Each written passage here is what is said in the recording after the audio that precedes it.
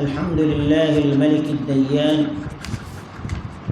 الرحيم الرحمن الذي خلق الإنسان وعلمه البيان وميزه بالنطق على سائر الحيوان وفضل اللسان العربي على كل لسان،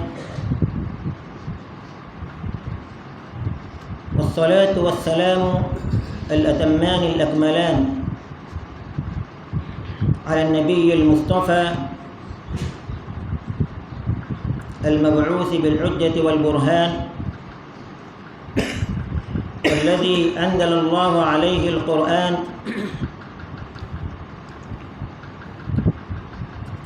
وملكه ناصية البيان، وعلى آله وصحبه ما دام الحدثان وطالت الأزمان. أيها الإخوة،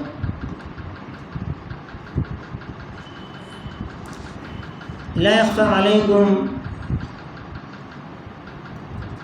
أن العرب قبل ذلك، هذه المحاضرة في الحقيقة حدد لي مدة المحاضرة نصف ساعة، ولكن هذه المحاضرة في الحقيقة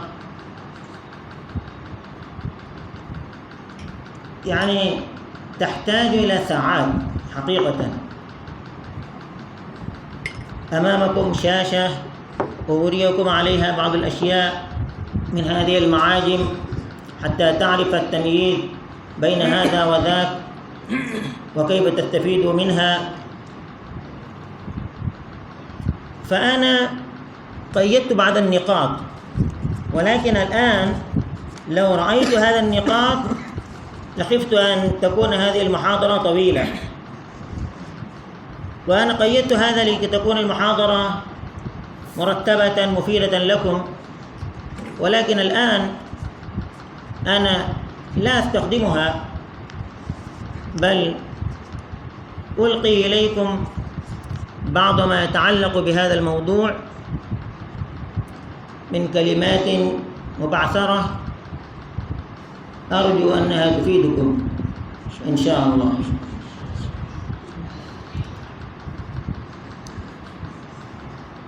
قلت لكم إن الأمة العربية كانت أمة أمية لا تكتب ولا تحسب،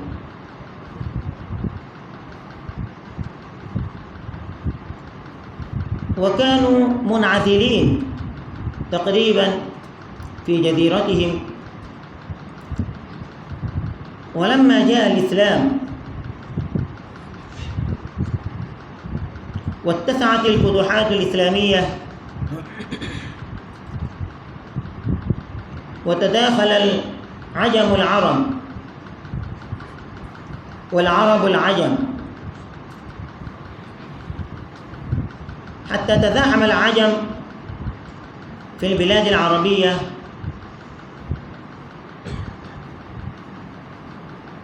واستولى العرب على مناطق كثيرة منها مناطق زراعية، فاضطروا إلى أن يتصلوا بالسكان المحليين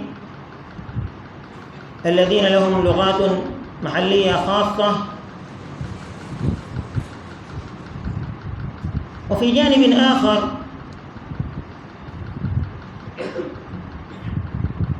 نتيجة لهذه الفتوحات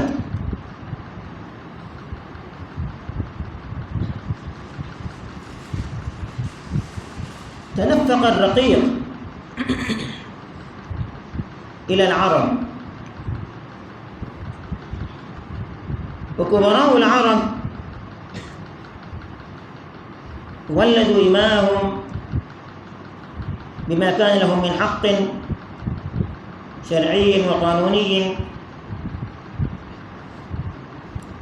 فكثر بذلك، بل نشأ جيل كبير أمهاتهم غير عربية، وهؤلاء لهم تداخل كبير، حتى كانوا في عدد كبير في الجيش المقاتل مع الأعداء،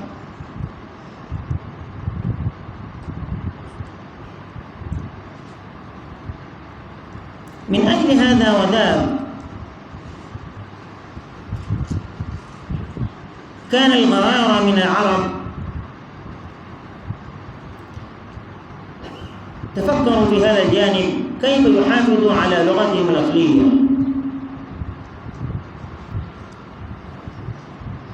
فهناك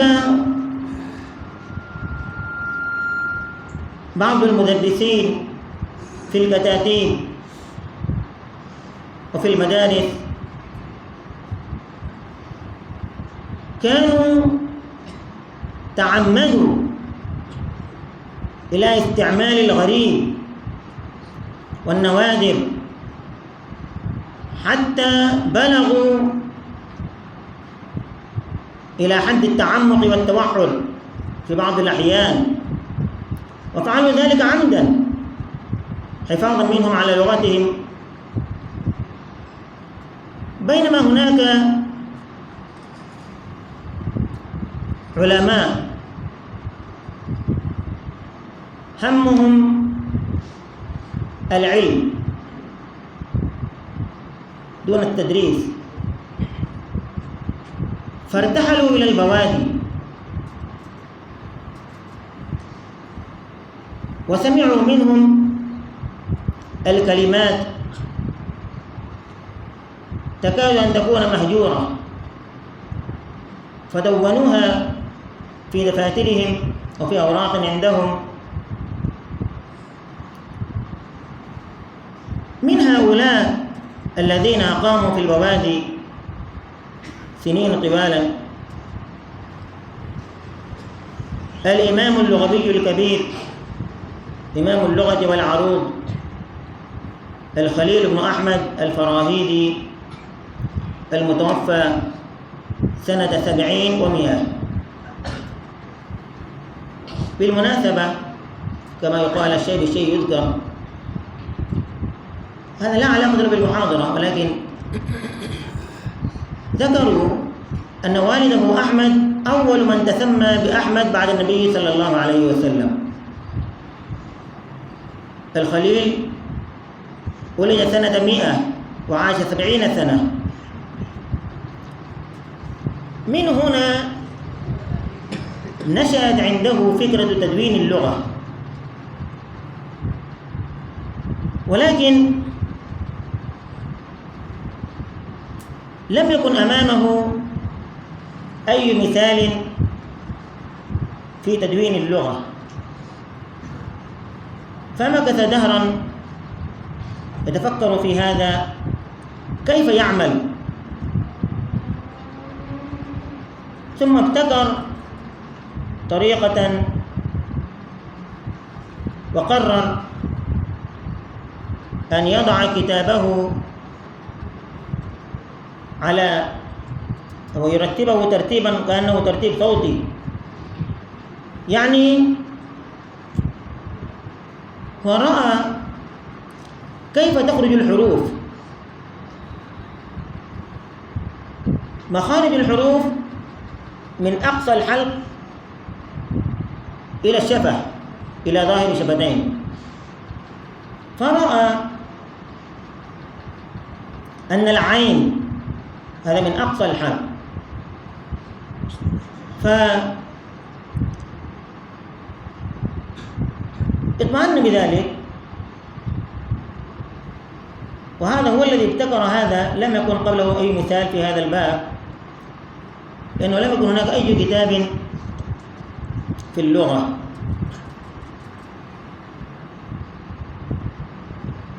قبل هذا أتوقف هنا وأقول لكم، ولما نزل القرآن الكريم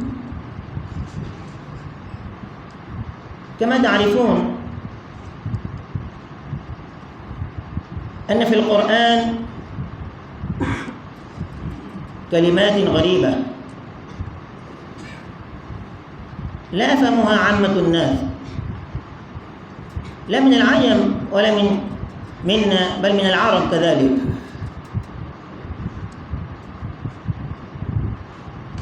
فاضطر العلماء إلى أن يجمعوا هذه الغرائب. ذكروا أن ابن عباس رضي الله عنهما المتوفى سنة 68 هو أول من دون، ولكن كما تعرفون أن هذا العصر لم يكن يعرفون التأليف في ذلك الزمان، فالذي يبدو أن بعض تلاميذه جمعوا ما سمعوا منه من شرح لغريب القرآن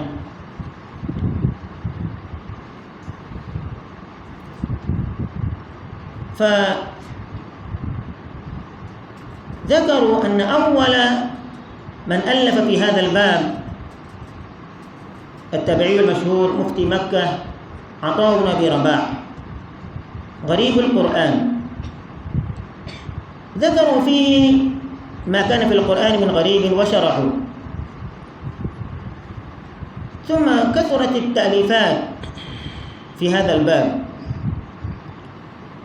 وبلغت القمة في كتاب مفردات ألفاظ القرآن الكريم للراغب الأصفهاني المتوفى سنة 2500، وقد اختلفوا في وفاته. وكذلك كان الرسول صلى الله عليه وسلم كان أفصح العرب ولا شك في ذلك. الرسول صلى الله عليه وسلم قال بنفسه ذلك، ولم يكن هناك أحد لا من الأعداء ولا من المخالفين أن يرد عليه دعواه. كل يعرف أنه ليس هناك أحد أقدر على اللغة ولا أفصح منه صلى الله عليه وسلم. فاحتاجوا إلى أن ما كان من غريب في كلام رسول الله صلى الله عليه وسلم أن يشرحوه، فجمعوا المؤلفات. فأول من ألف في هذا الباب أبو عبيدة معمر بن المثنى المتوفى سنة 10 و200،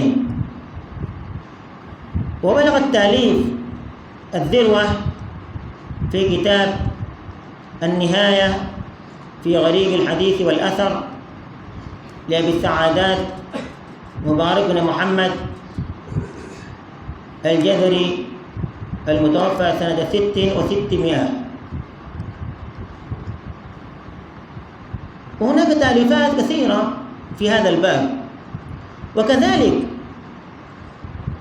لما كانت العلوم الإسلامية أصبحت منتشرة، وخاصة علم الشريعة علم الفقه الإسلامي أصبح شائعا ذائعا، فكان للفقه مصطلحات خاصة في كل باب تقريبا. فاحتاج كذلك الفقهاء واللغويون إلى أن يشرحوا هذه المصطلحات وهذه اللغة في مؤلفات مستقلة. فلعل أول من فعل ذلك هو إمام اللغة أبو منصور أحمد الأزهري صاحب تهذيب اللغة الذي ذكره المتوفى سنة 70 و300. له كتاب الزاهر في غريب ألفاظ الشافعي، كتاب مطبوع.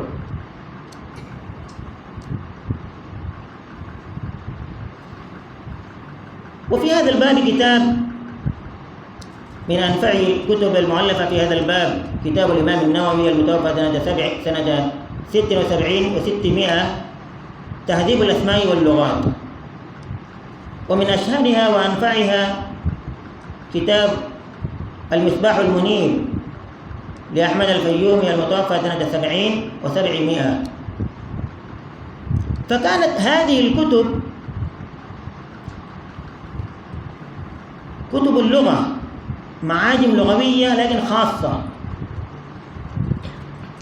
أقول متخصصة. وفي جانب آخر كما ذكرت لكم بعض الأسباب التي منها نشرت فكرة تدوين اللغة، قام الخليل بن أحمد الفراهيدي وابتكر طريقا جديدا وألف كتابه العين، كتاب العين. هو وضع كتابه على أبواب: كتاب العين، باب العين، باب الخاء، باب الحاء. ولما كان أول كتبه كتاب العين اشتهر الكتاب بهذا الاسم، كتاب العين. ثم ألف علماء كثيرون في هذا الباب في اللغة، في اللغة العامة، في المعاني. أنا أذكر بعض هؤلاء المشاهير. هذا هو كأنها يعني هذا الجزء الأول من المحاضرة. لابد أن تعرفوا أولا ما هي المعاجم المهمة، ثم تعرفون إن شاء الله كيف يمكننا أن نستفيد منها. فأبو منصور محمد بن أحمد الأزهري المتوفى سنة 70 و300 هو ألف كتابه تهذيب اللغة، موجود في المكتبة، في مكتبة الشبلي. فهذا الكتاب هو أكثر فيه من الشواهد، وجمع فيه من الغرائب والصحاح والنوادر، والشواهد من الشعر العربي ومن القرآن والحديث كذلك. فجاء الكتاب في مجلدات، ولكن هو على نفس ترتيب العين، كتاب العين. وكذلك هناك ظهر بعض الكتب، كتاب البارع القالي، وكتاب المحيط لصاحب ابن عباد. ومن أشهرها كتاب المحكم لابن سيدة المتوفى سنة 95 و400.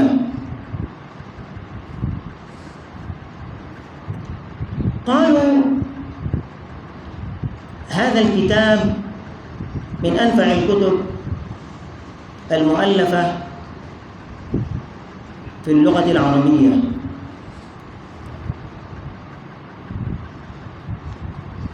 فهذه المدرسة الأولى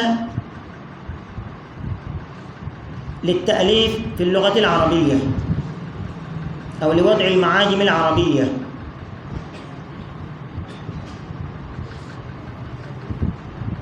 ثم كان هناك مدرسة ثانية، ومن أشهر هؤلاء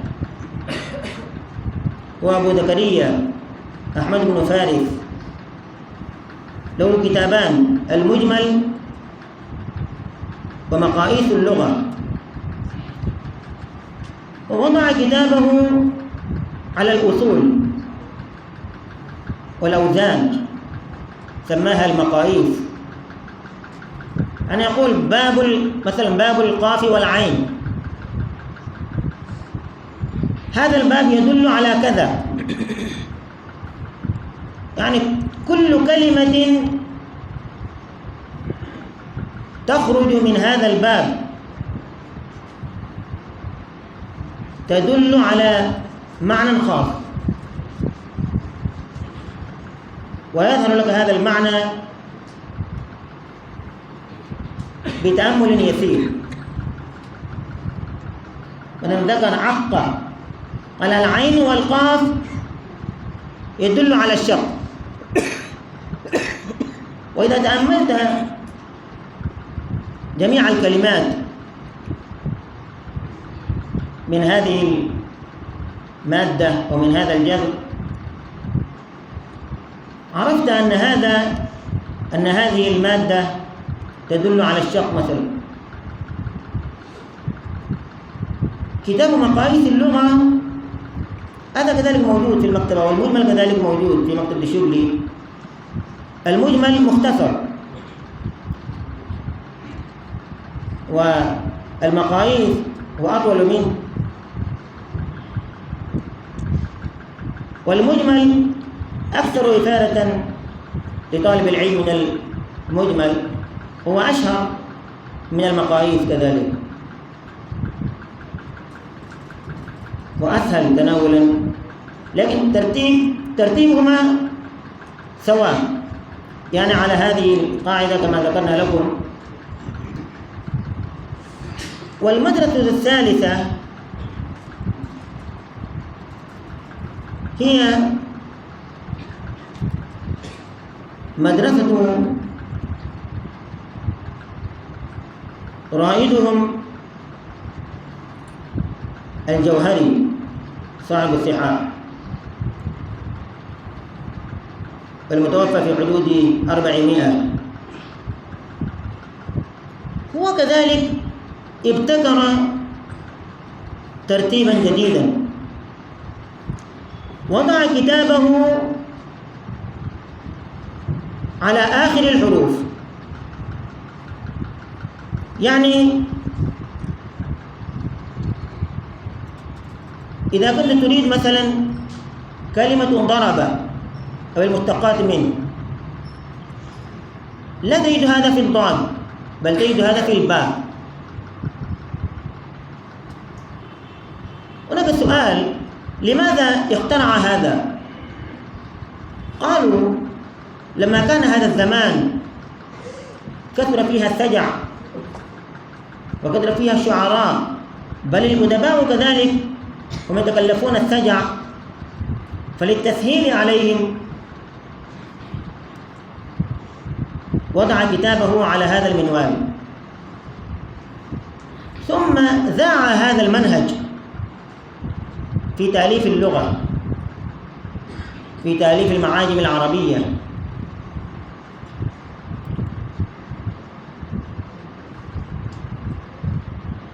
وظهر على ذلك فيما بعد كتاب لسان العرب لمحمد بن مكرم بن منظور الأندلسي، ثم المصري الإفريقي المصري الأنصاري الخزرجي، المتوفى سنة 11 و700. وذكر في مقدمة كتابه أنه ليس له أي ابتكار في هذا الكتاب، إنما همه الجمع ما تشتت في معاجم اللغة، وذكر منها صحاح الجوهري والمحكم لابن سيدة وحواشي ابن بري على الصحاح والنهاية لابن أثير، وقبل ذلك وتهذيب اللغة لأبي منصور الأزهري. هو ذكر في مقدمة كتابه أنه جمع في كتابه هذه المعاجم الخمسة. إذا كان فيه خطأ فالمسؤولية تعود على صاحب الأصل، أنا لست مسؤولا عنه، وصرح بهذا. ولكن مع ذلك هو زاد في بعض الشواهد وفي بعض الترتيب والتسهيل. فاشتهر هذا الكتاب أيما اشتهار. بقي 5 دقائق من حيث الوقت المحدد. خذ راحتك يا شيخ.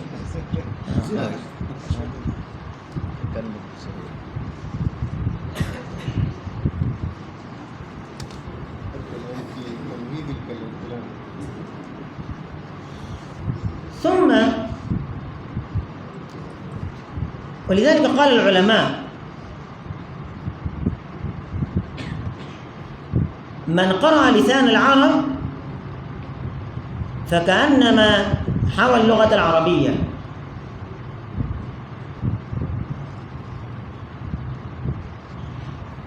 وجاء بعد ذلك الإمام اللغوي المحدث اللغوي الكبير مجد الدين يعقوب الفيروزآبادي المتوفى سنة 17 و800، ومن مشايخ الحافظ ابن حجر العسقلاني. قبل ذلك ذكر الجوهري في مقدمة كتابه أنه اختار الكلمات الصحيحة فقط، وترك حوشيها ونوادرها بل وغريبها. مقدمته قصيرة لكن مفيدة، هو ذكر فيه منهجه وأنه ابتكر طريقا جديدا لم أسبق إليه.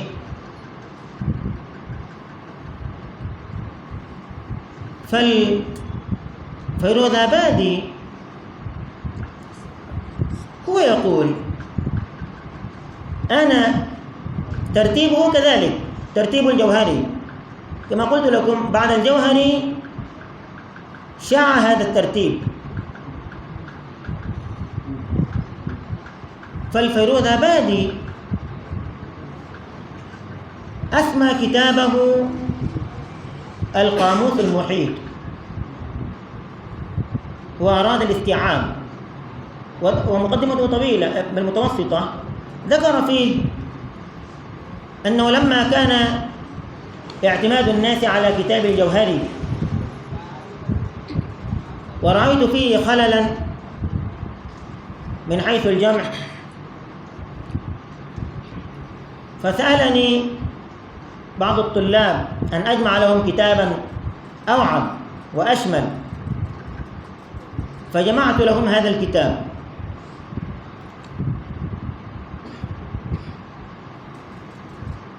أريد منكم الانتباه: كلمة القاموس لا يأتي بمعنى المعجم. وذكر الأستاذ ظفر الدين المعاجم العربية وطرق الاستفادة منها، ولما رأيت العنوان القواميس العربية، وإن كان هذه الكلمة بدأت تستعمل بمعنى المعجم بعد هذا الكتاب، بعد القاموس المحيط. هو لما أراد الاستيعاب والشمول أسمى كتابه القاموس المحيط، لأن البحر هو يشتمل على كل شيء. وذكر في كتابه هذا، كتابه مهم جدا، هو ذكر فيه الصحيح والغريب والنادر، وذكر مصطلحات الفقهاء، بل شرح المصطلحات الطبية كذلك. ومن ميزات كتابه أنه مع ذلك اختصر القاموس المحيط في مجلد ضخم، في مجلد واحد، وذكر فيه في كل مادة ما يأتي منه الأعلام والمواضع والقرى، وذكر لكل واحد استعمل رموزا، مثل ما يقول الدال يعني هذا اسم البلد، ميم اسم موضع، ويذكر الأعلام كذلك، الأعلام المحدثين والمفسرين والفقهاء والشعراء وأصحاب الصنايع. يظهر من كتابه أنه كان على اطلاع واسع من العلوم، وكان لا شك أنه كان عداده من المحدثين كذلك.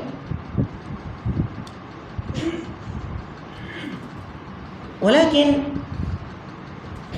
اختصاره من حيث أنه لم يتعرض للشواهد لا للقرآن ولا للحديث ولا للشعر.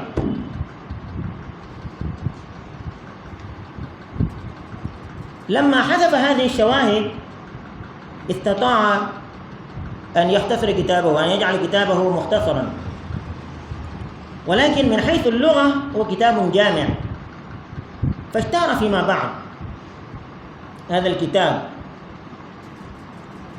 حتى جاء الإمام المحدث الكبير اللغوي البارع السيد مرتضى الزبيدي، هو هندي من بلغرام، الزبيدي اليمني ثم المصري، ويذكر اسمه الواسطي الزبيدي. فمن هنا اختلف الناس، بل أنكر كثير من المحققين أنه هندي، قال ليس له أي علاقة من الهند. ولكن كل من ألقى نظرة فاحصة في كتابه الذي سأذكره عرف باليقين أنه هندي. كيف هذا؟ لأنه ذكر بعض المواضع لا يمكن أن يعرفها إلا هندي. أثبت بذلك الشيخ الكبير المعصومي كذلك، قال لا يمكن أي أحد من غير الهنود أن يعرف هذه المواضع وفي ذلك الزمان، أما في هذا الزمان كل يعرف. فالزبيدي توفي سنة 500 كان أصله محدثا، كان محدثا كبيرا ومسندا عظيما جليلا ولغويا بارعا، فألف كتابه كشرح على القاموس، فسمى كتابه تاج العروس من جواهر القاموس. انظر كيف اسم بديع جدا، تاج العروس من جواهر القاموس. ولا يخفى عليكم أنه لما ظهر القاموس المحيط كثرت الدراسات حوله من شرح وتعليق أو ذكر شواهد له. أراد الزبيدي أن يجمع هذا كله في كتاب، وزاد كذلك من عنده وخاصة في التراجم، حتى قال الشيخ بكر بن عبد الله أبو زيد، كان من كبار العلماء في السعودية من الفقهاء من أعضاء مجمع الفقه الإسلامي، وكان إماما في المسجد النبوي كذلك، توفي سنة 2800. هو ذكر في كتابه التخريج أن كتابه هذا يعرفك بالمحدثين كذلك فضلا عن اللغة. لماذا؟ لأنه يذكر في الأعلام تبعا لأصله، لأن صاحب القاموس كذلك، ولكن هو زاد في ذلك، زاد في تراجمهم. صاحب القاموس يذكر هذا في مثلا في باب الخرق، وذكر فلان وفلان وفلان وفلان الخرقيون، بس هكذا هو يذكر بالاختصار. ولكن الشارح الزبيدي فصل في هذه الأعلام، شرح وذكر تراجمهم حتى يستفيد منه طالب الحديث كذلك. فهذه الكتب المدونة هي كانها أصول اللغة وأشهر الكتب المدونة في اللغة. ولكن هناك سؤال، وأنا أختصر الكلام: كيف يمكننا أن نستفيد من هذه؟ يعني ما هي الطرق التي نستخدمها للاستفادة من هذه المعاجم؟ يعلم أنا أذكر لكم ثلاثا من الأساسيات وثلاث من المهارات. الأساس الأول: لا يمكنك أن تستفيد من أي معجم عربي ما لم يكن عندك علم بالصرف، لأن اللغة العربية قائمة على الاشتقاق، وكل كلمة أو أكثر الكلمات العربية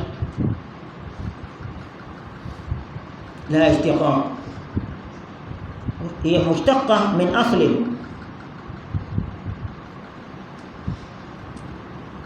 فإذا لم تعرف ما هي أصول الكلمة لا تهتدي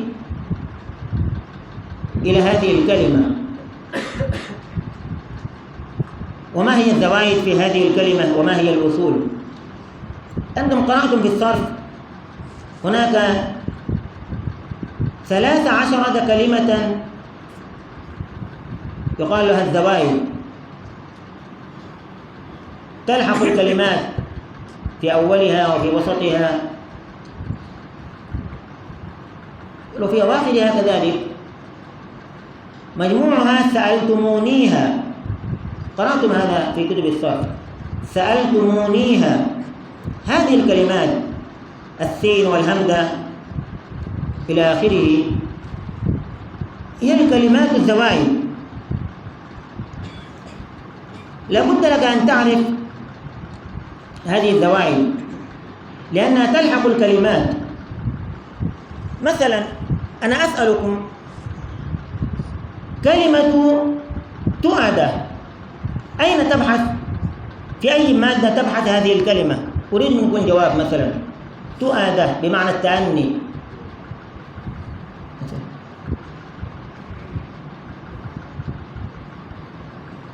والذي يجيب له جائزة. هذا سؤال. ما شاء الله. تؤدة. تؤدة، كلمة تؤدة.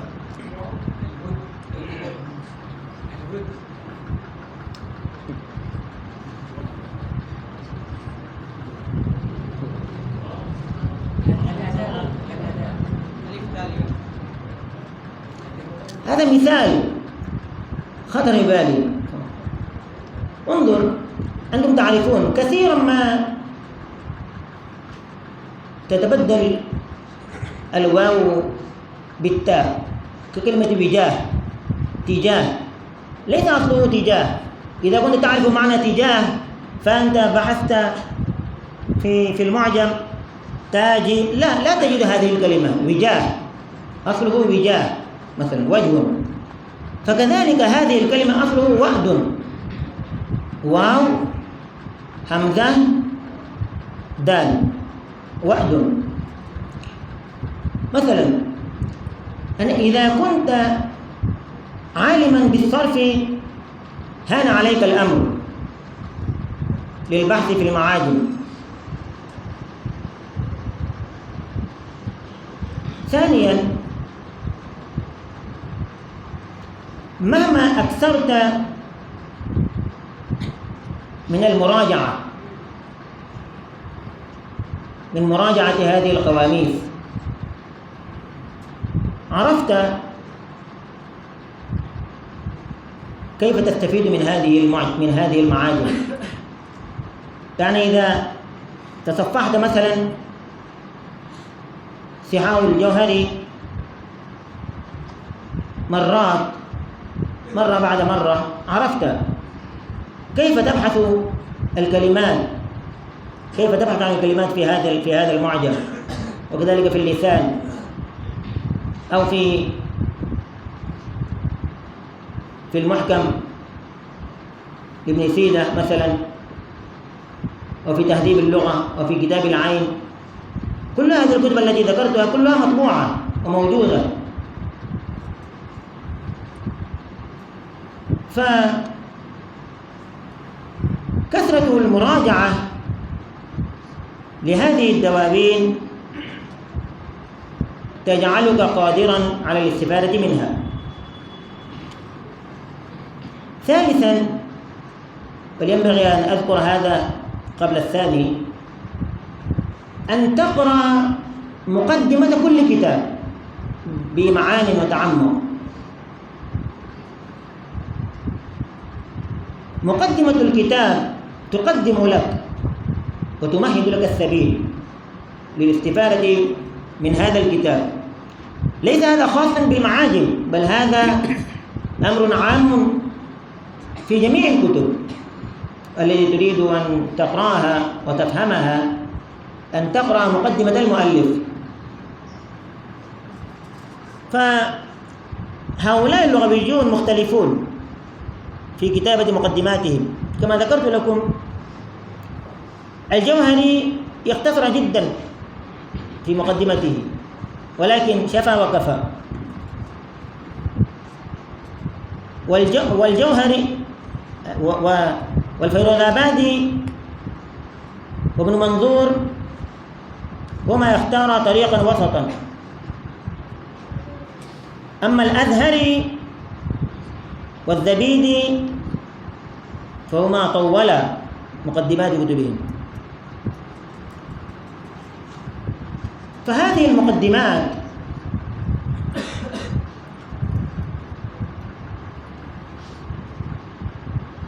إذا طالعتها تستطيع بعد ذلك أن تستفيد من هذه الكتب. أنا نسيت شيئا. هناك كتاب في اللغة لأحد علماء الهنود، وهذا الكتاب قال بعض العلماء أنه أنفع كتاب في اللغة من بعض الجهات. هو الكتاب العباب الذاهب، واسمه الكامل العباب الذاهب واللباب الفاخر، للإمام المحدث اللغوي حسن بن حيدر الصغاني اللاهوري، وهاجر من لاهور إلى بغداد ثم إلى اليمن، وتوفي لعله توفي في مصر وحمل إلى مكة ودفن فيها. توفي سنة 50 و600. كان محدثا كبيرا. ألف هذا الكتاب، هذا حققه الأستاذ بير محمد حسن المخدومي اللاهوري. هذا طبع قديما 4 مجلدات فيما ظهر الطبعة الأولى. المجلد الأول طبعت في بغداد، ثم المجلدات الأخرى المجلد الثاني والثالث والرابع طبعت في لاهور. ولكن الآن قبل 2 تم طبع هذا الكتاب في 15 مجلدة في الرياض. هذا الكتاب لم يستطع أن يكمله، وافته المنية قبل أن يتمه. وصل إلى حرف الميم، بكم، آخره بكم، ولكن أكثر فيه من الاستشهاد بالأحاديث والأشعار، وفيها فوائد. نعم، فذكرت لكم بعض الأساسيات للاستفادة من هذه المعاجم. هذه كلمة معترضة. وبعد ذلك لو أراد أحد منكم أن يكون بارعا في في اللغة العربية، هذه الأساسيات لكل طالب، هذا لابد منها.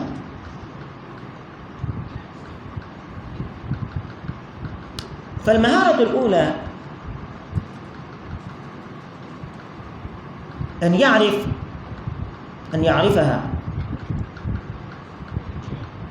مهارة القراءة المعجمية. يعني بذلك يعني أنك إذا تصفحت معجما، بحثت عن كلمة أو تصفحت كتابا في اللغة، فلا تكتفي بهذه الكلمة التي تبحث عنها، بل اقرأ كل مشتقاتها، تعرف بذلك كيف تتغير الكلمات وكيف تتولد المعاني، وأنت بذلك تعرف على مقدار كبير من مشتقات هذه الكلمة. وإذا أكثرت من هذا تحفظ وتكون قادرا على الكتابة. المهارة الثانية هي مهارة التمييز بين المعنى الأصلي والمعنى المجازي. ما معنى المعنى المجازي؟ ما يقال له، ما يرادفه بالوردية؟ هذا سؤال، هذا كذلك سؤال. شيخ علي جايزة. خلاص جائزة. يلا شباب كثروا الجوائز. المعنى الأصلي والمعنى المجازي. ما هو ها؟ أهل البلاغة، درستم البلاغة فعجيب.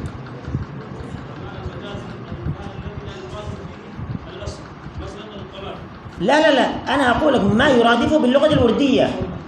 سهل جدا.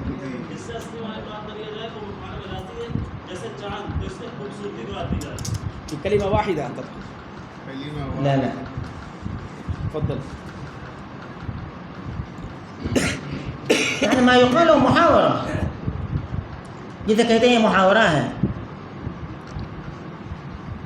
أدرت مالا رابطة كي دفع من مجلس में बयान किया उन्होंने। इसको अरबी में माना मजाजी कहते हैं, इसको हम उर्दू में मुहावरा कहते हैं। वला बुद्ध أن يعرف العالم الذي يريد أن يتمهر وأن يتقن اللغة أن يعرف المعنى المجازي. يعني لابد أن يعرف هذه المعاني. وأنفع كتاب في هذا الباب أساس البلاغة للزمخشري جار الله والقاسم محمود الزمخشري المتوفى سنة 38 و500، إمام مشهور في اللغة والنحو والتفسير. كتابه أساس البلاغة لو راجعتموه هو ذكر، لكن هو على ترتيب اللغة، ولكن ذكر فيه المعنى المجازي وقال أنا أذكر فيه التركيب البليغ. انظروا مقدمته. فهذا الكتاب كان شيخنا الشيخ واضح رشيد كان يحرض على هذا الكتاب لطالب الأدب أن يراجع هذا الكتاب ويتطلع منه. والمهارة الثالثة، وبي يختم كلامي،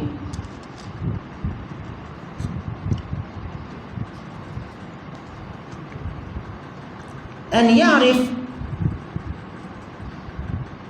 الفرق بين هذه المدونات. يعني أن تعرف هذا المعجم ما يفيدك وهذا المعجم ما فيه من فوائد،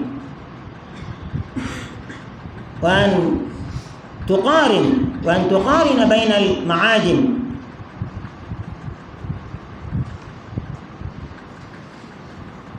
ولعل أفضل كتاب في هذا الباب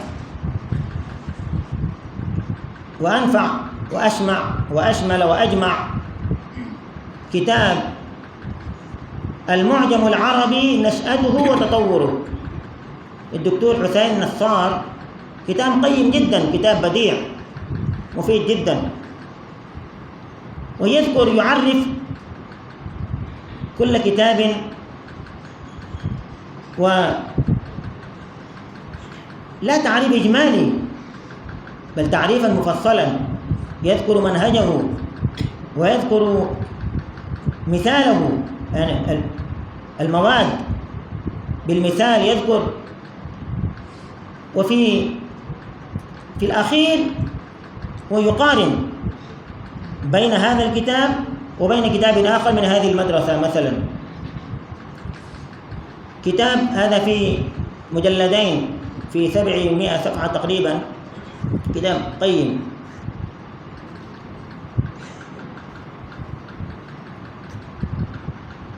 وقبل أن أختم كلامي أذكر لكم هناك شيء أنا أخرته. لماذا؟ لأن أكثركم لا تعلو هممكم على ما أقول، فلذلك أنا أخرته حتى تتأملوا فيه. حفظ اللغة، حفظ اللغة يجعلك قادرا لم تسبق إليه حقيقة. يعني كما تحفظ الأبيات، كما تحفظ القرآن، هكذا تحفظ بعض الكتب. أنا أقول لكم مثال، يعني هذا صاحب الهمم العالية. كان هناك واحد من العلماء الكبار المشهورين، الشيخ عبد الجليل البلقراني، المتوفى سنة 38 و100 و1000. هو جد العلامة الكبير حسان الهند غلام علي آذان البلقراني، جده لأمي. غلام علي آذان توفي سنة 200 و1000. هو ذكر في كتابه مآثر الكرام أن جده كان يحفظ القاموس المحيط عن ظهر قلبه. قاموس المحيط أضخم من هذا يا شيخ، في 1000 صفحة تقريبا بخط دقيق جدا، يحفظ هذا اليوم. أنا لا أقول لكم أن تحفظوا هذا الكتاب، ولكن أنا أقول لكم كما قال الشيخ العلامة الأديب عبد العزيز الميمني، وذكر في مقال له نشرناه في كتابه هذا مشاهير العلم في محسن كتابين الذي سبق ذكره في هذا المجلس. هذا ذكر في هذا المقال أنه حفظ بعض الكتب، منها الألفاظ الكتابية لعيسى بن عبد الرحمن الهمداني، وهذا توفي سنة 30 و200 من علماء القرن الثالث من أوله. وكذلك هو حافظ، وذكر أنه حافظ كفاية المتحفظ للإمام شهاب الدين الخويي المتوفى سنة 93 و600. هذا الكتاب كتاب صغير جدا، يعني لو عزمت أن تحفظ هذا الكتاب وذاكرتك ليست ضعيفة، لا أقول قوية، ذاكرتك ليست ضعيفة، تستطيع أن تحفظها في شهرين. هذا الكتاب ذكر فيه أكثر الأبواب، يعني هو يذكر مثلا باب الحسن، باب الحيرة، باب الغضب، يذكر فيه الكلمات المترادفة له، ويعني لا يذكر هكذا فقط الكلمة، بل يقول تقول كذا وكذا، تقول كذا وكذا. هذا الكتاب الألفاظ الكتابية للهمداني، الصاحب ابن عباد لما بلغوا هذا الكتاب هذا غضب على المؤلف غضبا شديدا. صاحب ابن عباد تعرفونه من مشاهير الكتاب الأدباء، وقال لو أدركت عيسى بن عبد الرحمن لأمرت بقطع لسانه. قالوا ما السبب؟ قال لأنه جمع شذور العربية في أوراق يسيرة فأضاعها في أفواه صبيان المكاتب، ورفع تعب التدريس والحفظ الكثير والمطالعة الدائمة، رفع عنهم هذا. هذا الثناء عليه لكن بهذا الأسلوب. يعني تعرفون بهذا أهمية هذا الكتاب. يقول الشيخ عبد العزيز الميمني